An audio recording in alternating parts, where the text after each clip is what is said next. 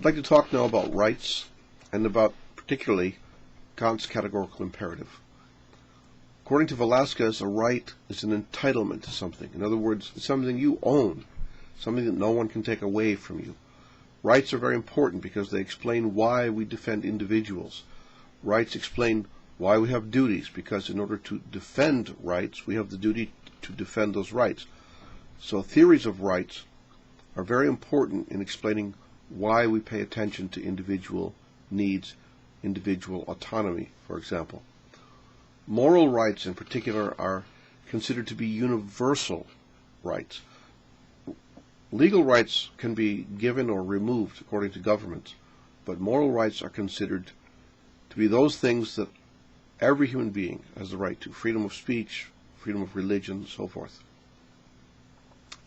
Now, Kant is not that hard to understand in terms of his categorical imperative.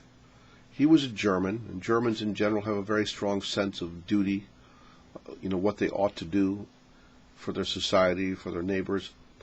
And Kant made the point that regardless of what people believe in terms of religion, in terms of their theology, whether you're a Catholic or a Protestant, or whatever your views on religion might be, the one thing that was common to all people that he knew was that everyone has a sense of duty, or what he called oughtness.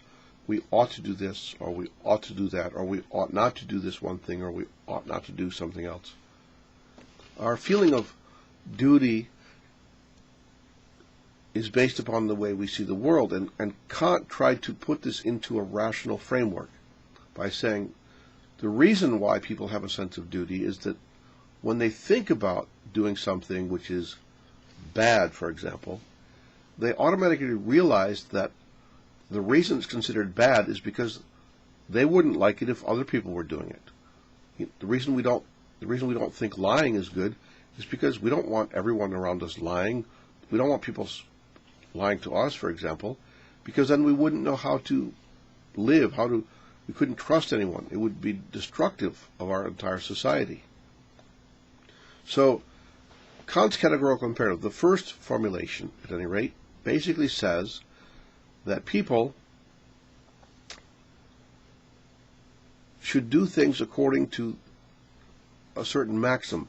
If your principle or maxim behind what you're doing is something that you would be willing to have made into a universal law so that everyone would behave that way, then that's a good thing.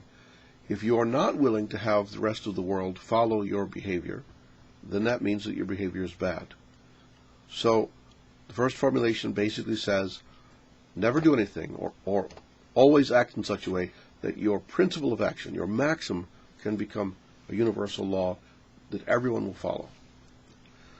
So the two principles underlying that are the idea of universalizability and reversibility. Universalizability means that you would want everyone to behave the way you're behaving, and reversibility means that you would want other people to treat you according to what you're doing. So if you lie or cheat or steal, it means you're happy to have other people lie and cheat and steal from you. Since no one really would think that way, then it sort of explains why we have this feeling of what we ought to do and what we ought not to do. And this is Kant's first formulation of the categorical imperative, that we should make our maxim or principle of behavior universal law. If we can't do that, then we're doing something wrong. Okay? The second formulation simply states that we need to treat people as having intrinsic value. Never treat anyone as a means only, but also always as an end, meaning as having value, intrinsic value in and of themselves.